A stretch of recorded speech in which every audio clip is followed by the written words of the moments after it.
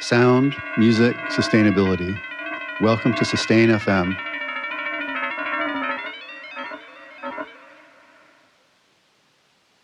All right, hello everyone. Welcome to a special edition of Sustain FM. Instead of being in the studio, we're actually live here. I'm your host, Steve Williams, also known as drusnoise, doing broadcasting live from the RBL.LAB in Berlin. And I'm excited today to do a special edition, perform a composition called There Is No Separation. And this explores the sociomaterial world, basically trying to explore the relationships between humans and nature and really think about, are those the same things or are those separate things? So I'm going to do a performance live here in the studio.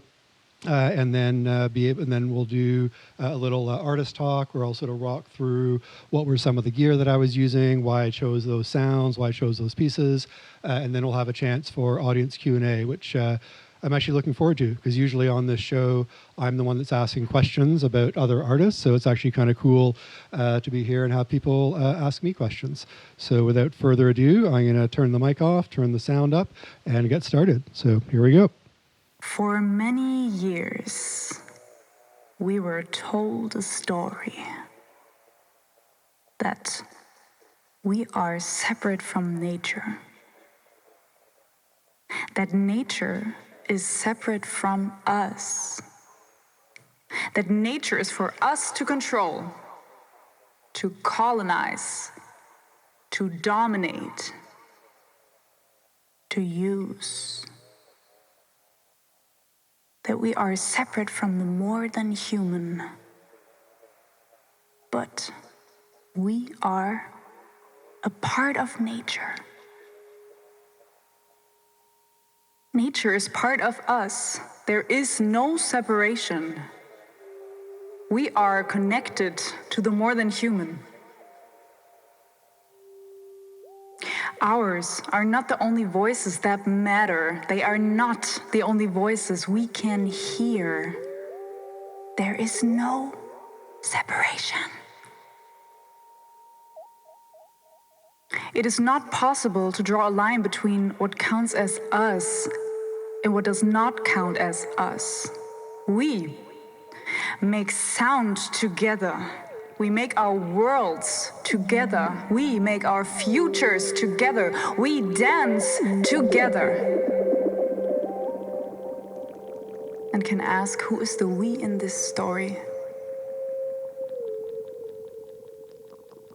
We can hear the voices of the air, of plants, of bodies, of light, of the waves of radiation that surround us, of the particles floating through the air we breathe.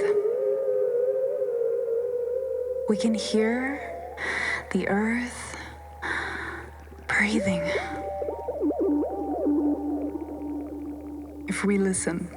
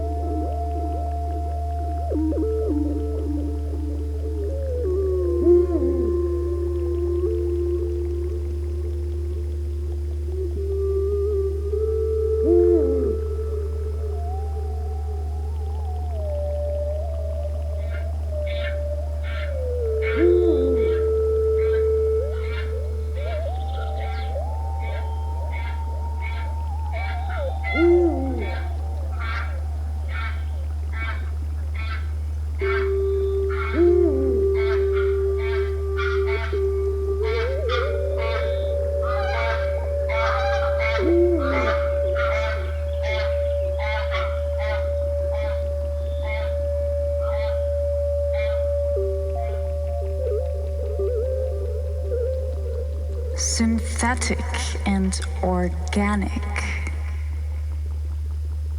natural and unnatural, human and machine. What is the difference? Are we not already connected? Are the plant and the body and the machine not one and the same?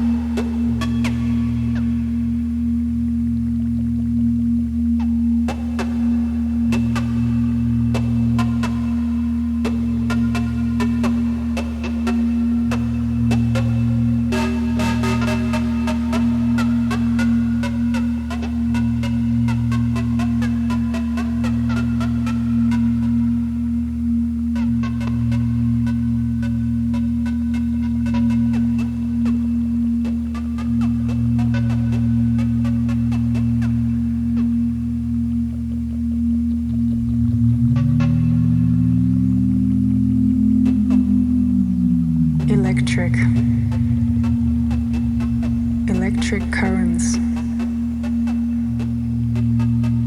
Electric currents flow through wires and cables and transformers, through living beings, our skin, bodies, the leaves of the plants around us. The flow is always changing. Bodies are always changing. Plants are always changing.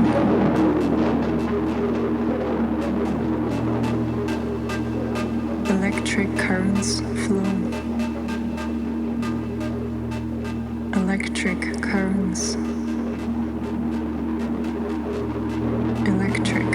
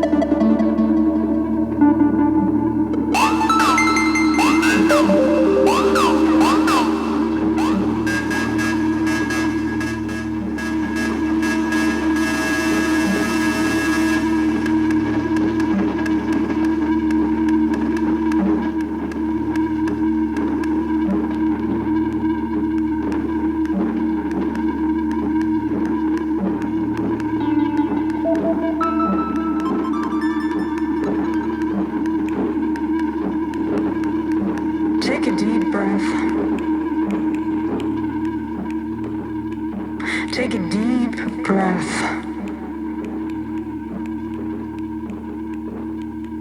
Take a deep breath.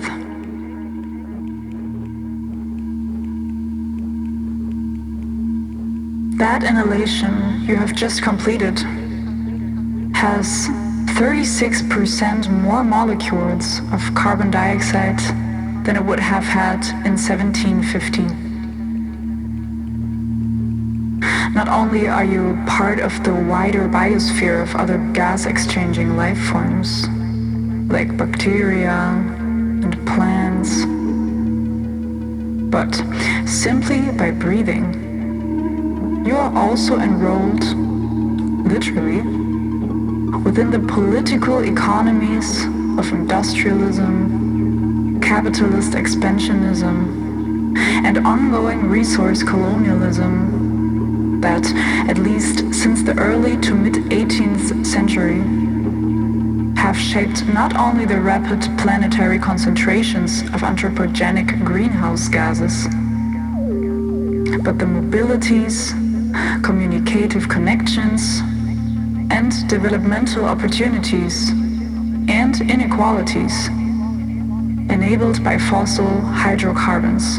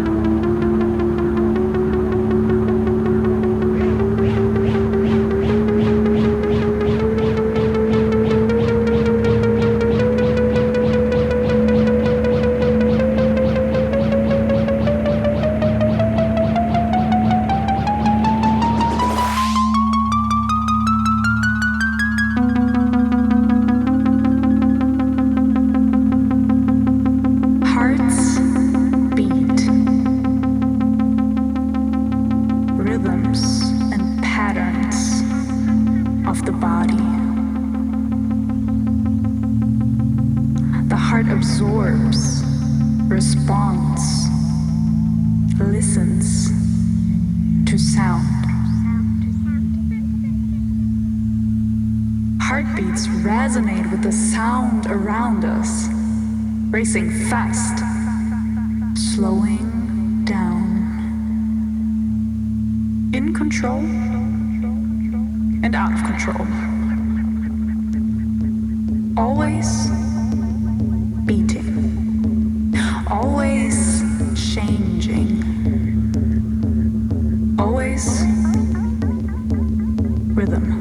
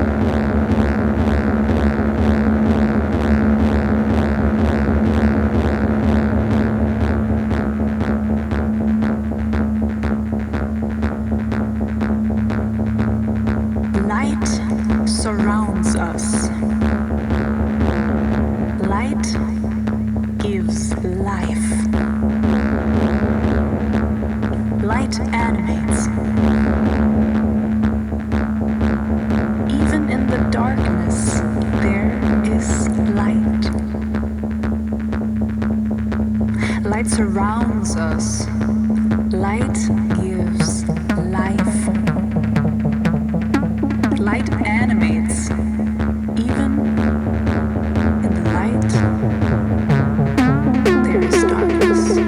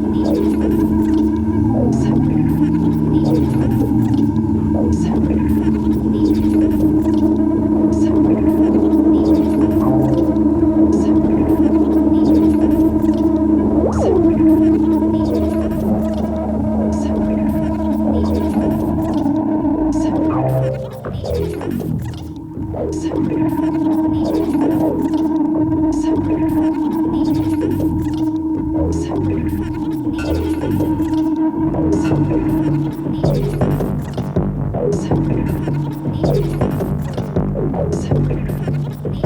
earth breathes. The trees inhale and exhale.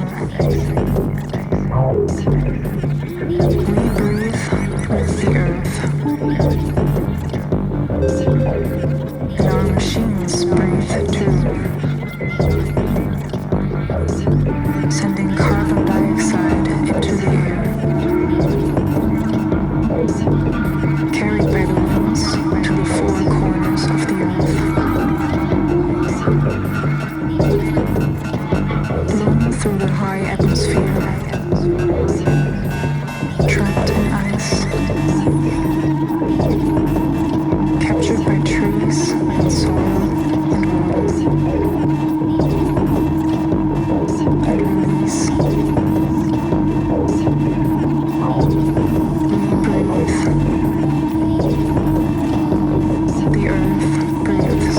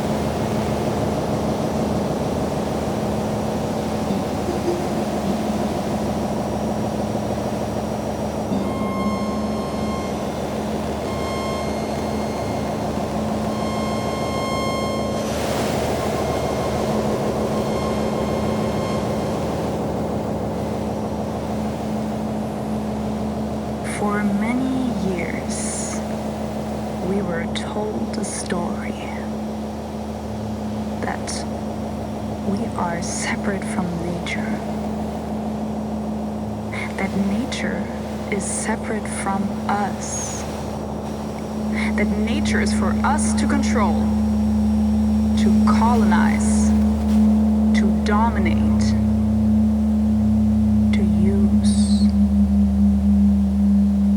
That we are separate from more than human, but we are a part of nature. Nature is part of us. There is no separation. We are connected to the more than human. Ours are not the only voices that matter. They are not the only voices we can hear. There is no separation. It is not possible to draw a line between what counts as us and what does not count as us. We make sound together. We make our worlds together. We make our futures together. We dance together. And can ask, who is the we in this story? We can hear the voices of the air, of plants, of bodies, of light, of the waves of radiation that surround us, of the particles floating through the air we breathe. We can hear the earth breathing if we listen.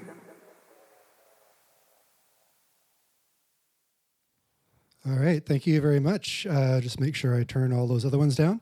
So yes, thank you for coming. Thought I'd give a quick overview of what I just did, and then I'm happy to chat and answer questions. Actually, would you mind just turning up that audience mic there? Yeah, and then that one for the questions, great.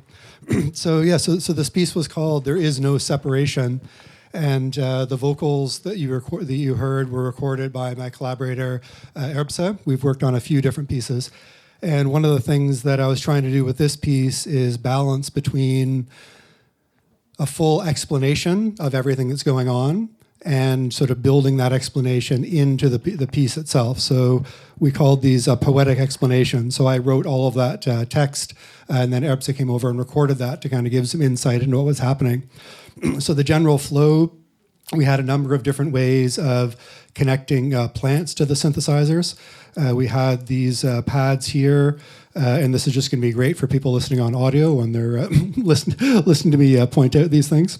But I'll put links to these things in the show notes. So the Instro Skyon module has pads attached to the plant leaf, which is measuring the electrical resistance in the leaf. And that resistance is determined by the water content, the thickness of the leaf, all those kind of things. And that's going into a module that generates CV and gate, which I was using to trigger a module and also modulate some of the voice parameters and some of the effects parameters. So the plant was actually making the sounds happen and also controlling the sounds. An important thing, though, that I'm always careful of when I talk about this is that we're not hearing the sound of the plant. That was the idea of having the piece about currents and wires and the connection, what Donna Haraway called the cyborg, of by paying attention to the resistance, the electricity in the plants, we can translate that into sound. In a similar way that this one here, when I was playing the plant like a theremin, this is the Biotron from Playtronica. They're a company based here in Berlin. And as well, it's measuring not just the electrical resistance in the leaf, but the actual electromagnetic field around the plant. So when my hand is moving closer to the plant, it's actually disrupting the electric field. So once again, not hearing the sound of the plant itself, but interacting with those two things. And then we also had the flower field drone from Air Instruments, which has wires that connect from the ground of the synthesizer literally into the ground and the dirt of the plant that I was using. And then the other wires were connected to the different plant leaves. And what's interesting about this is that actually makes the plant itself part of the circuit of the synthesizer. So once again, not hearing the sound of the plant, but the characteristics of the plant, which is always going to change based on light, water content, how dry the soil is, changes the circuit of the synthesizer and changes the sounds that are produced. We also had those where the tone that was da-da-da-da-da-da for a long time and then rose up at the very end. That was the last 2,000 years of carbon dioxide concentration in the atmosphere translated into sound. So basically all of that steady time was everything up until basically humans started burning coal on industrial scale, and then kind of just goes straight up from that. So we downloaded the different data sets from the last 2,000 years, last year, all the way to 800,000 years. So I just heard that, you just played that snippet. Then we also had the radio waves, which I like because those radio waves are all around us, and also the Soma ether, and they market this as the anti-radio. So usually radios are designed to filter out all of the background electromagnetic radiation around us so we can hear, I don't know what song was playing, so you can hear the songs clearly. The ether is actually designed for the opposite of that. So for those of you in there, you may have seen me putting it to the power supply, to the wires, all that radiation is there, and it's translating that into sound. And also played with light sensor, which doesn't even have any power connected. It's just a solar panel. I can't remember the actual technical term for it now. But basically, when there's lots of light, it sends out a high voltage. When there's no light, it sends out a low voltage. So I had that connected to the pitch. So when the bass line was playing, I was able to play the notes with the light. And then the final piece was really kind of bringing the body in. So using the ADAC Systems Heart Sense module, I had a little clip on my fingertip that my heartbeat was triggering the bass. And I could tell sort of, I don't know what's going on in my personal life or just being stressed, but it was a lot faster than I thought it was going to be. So I was actually trying to and actually slow that down. And that heartbeat was triggering one of the modular sounds. So once again, not hearing the sound of my heartbeat, but the heartbeat was triggering that sound, which was then also being modulated and changed by the light and the electricity that was coming through the plants. And I really like playing with the heartbeat because it's one of those things that if we think about our bodies, we can control our breath. We can sort of breathe faster in and out. We can kind of control our ears by putting our hands over our ears. We can control our sight by closing our eyes. And we can kind of control our heartbeat. I mean, advanced yogis can control their heartbeat and their digestive system and blood pressure and all kinds of things. But it's really sort of under our control, but not really under our control. And it's one of those things that, just like if you have trouble sleeping, the more you pay attention to it and the more you try and control it, the harder it is to actually control, the harder it is to fall asleep. So I think it's an interesting kind of metaphor for how we engage with the world. So that, and I was also using feedback and delays and reverbs and a bunch of other things to sort of build crescendos and different effects. And the last piece, there was a bunch of the things that were triggering MIDI, the Biotron and a couple of other things, and the samples were playing back from the iPad. So I was able to combine some of the soft synths with the analog kind of stuff as well. So that was the idea of really trying to tell a bit of a story through the performance and really try and break down this barrier between humans and natures by literally doing that, by having the plants and the synths connected, my body and the synths connected, the environment, the air around us from the radio waves and electromagnetic radiation, all those things are around us all the time. But just like with air quality, like unless you're standing next to a diesel truck, you don't really notice the quality of the air, even though I looked today and it just said unhealthy for the air quality of Berlin. It's like, okay, I don't know what to do about that. But so that was the idea of the performance. So that's basically, the overview, but I'd love to hear any feedback, any questions people have, either on the gear, the general approach, the performance, what I was doing, general things about sound and sustainability, or anything like that. And I think Dario has a microphone there. So anyone have any questions, things that they want to share, chat about? Yes, Felipe, go ahead. I'll start. I wanted to ask more kind of like a approach question first. I'm sure it's clear from the narration, but it's really clear visually in the space that you're taking all of these different forms of signal, right, that we can capture, that we've learned how to capture. And of course, there's many others that we are very bad at capturing that are happening all around. And then you're channeling all of these signals into a kind of signal that we can understand, right, with our hearing. And I'm wondering, in this relationship, because you're doing a performance, do you see yourself more as kind of curating the signals that are there, or are you really like playing? Like, do these interactions that happen then between your body, the plants, its environments, are you playing the instruments, not to anthropomorphize the plants, but are you collaborating with them, or are you kind of giving voice to them? And how do you think about that? Yeah, it's a really interesting question. So I think a bit of both, depending on what part of the performance it is. So in terms of giving voice, I wouldn't necessarily say so much giving voice, but really trying to think about giving agency. So one of the things that I like about playing with plants and playing with electricity or even the flower field, I never quite know what's going to happen. Because when I rehearse at home in my apartment in the daylight, when the sun is streaming through and the plants are happy and getting sunshine, they'll respond one way. Being here, they'll respond a different way in a darkened environment. Or if I take them to an underground club at 4 a.m. for a techno set, they'll respond differently as well. So there, I enjoy that idea of responding in the moment to kind of what's happening. you mentioned the word curation. I think it's not so much curation, but maybe a little bit about what Jordan Lacey, a sound art scholar, called this idea of disclosure. And a lot of his work is about trying to reveal hidden sounds, mainly in an urban environment, through different sort of sound interventions. So that's one of the things I'm interested in as well, of revealing the sounds of electromagnetic radiation, of CO2, of those kind of changes.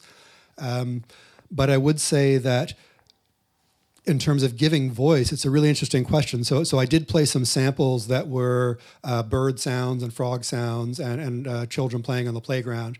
And those were like directly their voice because it's within our human frequency range. But I find it fascinating when we do things like take CO2 data and turn it into sound, because I can say you're hearing the sound of the climate, and that's kind of true, but what you're hearing is the sound of my interpretation of the data translated through these things. So that's not a bad thing. I often use the example that like classical music aficionados, they may have 25 copies of the same symphony because they want to hear how different conductors and violinists and soloists interpret those kind of things. But it does lead to an interesting question of more of the social and justice side of sustainability. So if we think about, for example, some of the sounds that we can't hear. For example, I know you've worked with infrasonic sounds, or if we think about ultrasonic sounds like bats and dolphins that are using a frequency higher than we can hear, we can take that recording and we can slow it down to bring it in the range of human hearing, and then we can hear the voice of the dolphin and hear the voice of the bats. But once again, we're not actually hearing, we're hearing a translated version of that.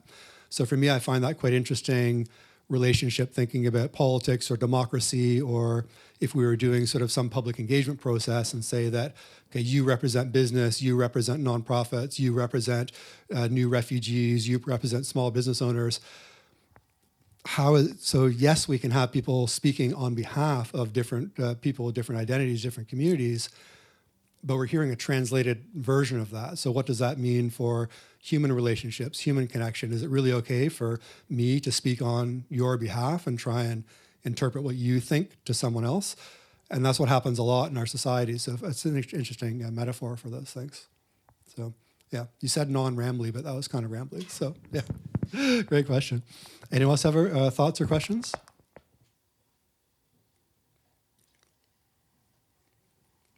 Not everyone jump in at once? Okay, well, I can talk for a bit more about that idea of the translation disclosure, which gets back to one of the things I'm actually curious to hear if anybody had thoughts on, of this idea of having the text, the poetic explanations. Because when I've done performances before, it's always a bit of a tension, I find, of I want to have the audience understand what's going on, and I don't want it to feel like a lecture or a public service announcement, partly because it just is kind of boring if people are saying, this is what you should pay attention to. But also I find it kind of takes away some of the magic or the unknown of a performance. Like if you want to see a magician, well, I guess Penn and Teller do that, or if you want to see a comedian on stage and before every joke, they spent 5 minutes explaining what the joke was about, how they built it, how they constructed it, what the punchline is going to be, and then they told you the joke. I don't know if anybody would actually laugh because it sort of spoiled all of that surprise. So I'm curious if anyone had thoughts on how the sound connected to the visuals of what I was actually doing and getting across those ideas. And was it something that felt like it helped you understand when I was playing with the pads or when I was playing with the light or taking the heartbeat sensor? Anyone else have any thoughts from the back? Can I encourage you to jump into the mic and share what your thoughts was? Or Felipe can jump in again, yes. I can go again. The dedicated answer, yeah, exactly. It's top of mind because it was actually my second question about the text. Because as you mentioned, this is controversial, right? And we're always playing as performers with this tension between, oh, we really want the audience to really get what we're doing, right? But also the mystery is a very big part of performance. Yep. But actually, from my experience, of course, the moments where there was like strong synchronicity between what the voice was talking about and the actions and the sonic results were great. Mm-hmm. But of course, coming from my background, I really, really appreciated or really connected to when you faded in these bird sounds, mm-hmm. and then you also played an instrument live, that the sound world of the bird sounds and of the sounds you were playing were right on top of each other. Right. Like it didn't sound like, not in a biomimicry kind of way, but in a we're hearing kind of like a person collaborating out extratemporally with a piece of natural sound. And this, I really had like a very strong immediate connection, like big smile on my face moment. And then I really felt the narrative was very useful when you were doing things like the heart rate sensor, right, where I saw something happen that I didn't really understand. And then, of course, with the radio, the kind of talk about the ether, that helped me connect things. But I'm also a sound person, so I'm primed to do these connections. So I think it's really interesting to hear what a non-sound person would think about this. Yeah, for sure. Please, so someone share their thoughts on if you heard the text, if you understood it, if you liked it. These shy art people. I know, this is live on the radio. This is your chance to be a star. You can get discovered and blow up overnight. Tag your Instagram. Exactly. Well, the text was clear. Maybe I didn't focus much on the text itself, but I think it helps a lot. And I was wondering, because maybe I didn't get it, how did you meet this person? And is she a professional speaker, or who is this person? Yeah, so her name is Erbse, and she's a movement artist and art student. And we met at a performance that I did 4 years ago, or something like that. And the piece was called "Can You Hear the Earth Breathing?" And it was a audio-only piece that was focused on the climate data translated into sound. So I had different time series and a bunch of different instruments and samples and those kind of things. And we got very interested in the idea of the body and the breath, because when you look at, for example, the last 50 years of CO2 data, it actually kind of goes up and down every year. It almost looks like a little sawtooth rising curve. And that's because in the Northern Hemisphere, in the spring and summer, the leaves grow on the trees and they absorb CO2. So the global CO2 level in the atmosphere goes down a little bit. And in the fall and the winter, the leaves fall off the trees and the CO2 is released back into the atmosphere and the CO2 level goes up a little bit. So it's always rising, but it's not a straight line. It's kind of a jagged curve. So it's literally the earth breathing in and out. So we started collaborating. We've done 3 or 4 different performances where instead of just me being behind a table, we would have a dance floor where Erbse would actually be moving the plants around and interacting with the plants and putting the pads on her skin, also wearing a wireless microphone to capture the sound of their breath so we can have earth breathing and human breathing. So Erbse is not a professional speaker. We have introduced voice sometimes into performances, where we did a short guided body meditation. So sort of a performance like this, and then about halfway through, all the music faded down, and then Erbse read like a 10-minute meditation for the audience, and then the music faded up again. Because certainly any kind of dancer or movement artist are very connected to the body. And so we wanted to think about how do we connect sound to the body, which you can feel, you can hear, but something about really taking a part of the performance to ask people to pay attention to their breath, pay attention to their heartbeat, pay attention to how their skin feels, pay attention to what it feels like on their feet when they're standing or where they're sitting.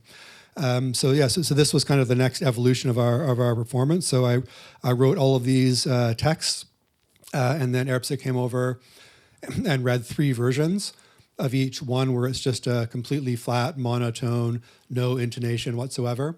Another version where it's kind of more conversational like this, and another version where it's very performative, almost like she's kind of singing or acting it on stage. So the text here are selections of different ones that I want to try and use because the voice itself is an instrument and the voice itself has an effect. And we also played with that.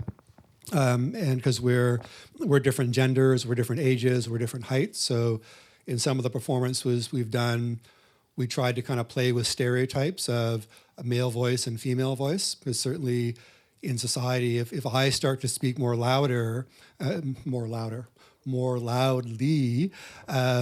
I can be perceived as assertive, being a leader, being in control. If a woman starts to speak really loudly, they may be perceived as being out of place or being hysterical and so on. So we wanted to try and play with that. So we had a vocal mic that had distortion, that we could adjust the distortion by band. So we could adjust the bass content and frequencies and distortion level of Erbse's voice. So to have a disconnect between what she looked like as a human being standing and then the voice and actually what come out to kind of disrupt what people think of this is what voice should come out from someone that looks like that. So, and we also played with even things like, usually I like performing standing up, but when I play with Erbse, I sit down. So we're relatively the same height. So we try and think about how we balance out those kind of things. So yeah, so a bit of a long answer, but yeah, it's been a lot of fun. And just so the next piece that we're working on, Erbse picked up an old stethoscope.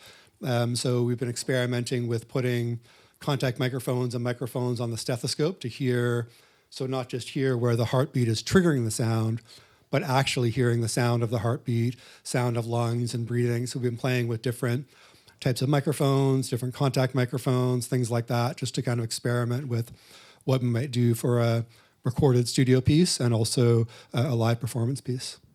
So, yeah. So this is what we're expecting from your next shows, maybe?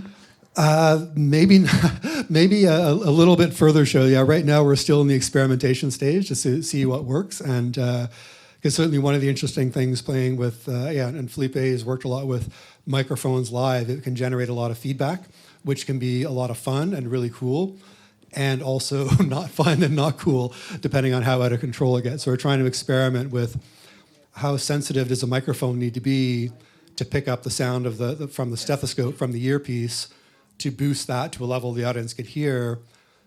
But how is it that does it then become so sensitive that it picks up the sound from the speakers as well, and then starts to go into feedback loops? So we're still kind of in that experiment phase. Yeah. The way you speak about these looks like there's no limit to the possibilities. Like you could potentially take sound from everything, right? Is Absolutely. it correct? Yeah, absolutely. I mean, it's one of the good things and bad things about being a sound artist. It's good because you're paying attention to sounds all the time. But the bad thing, it like super annoys my friends because anytime we're out and around, I need to stop and record a sound. Or even when I'm on the dance floor at Berghain, it's just like, oh, that was an awesome hi-hat sound. What was she doing? So it's just, I can't, sometimes it's hard to actually let go of just being in the music, and because you're always paying attention to that.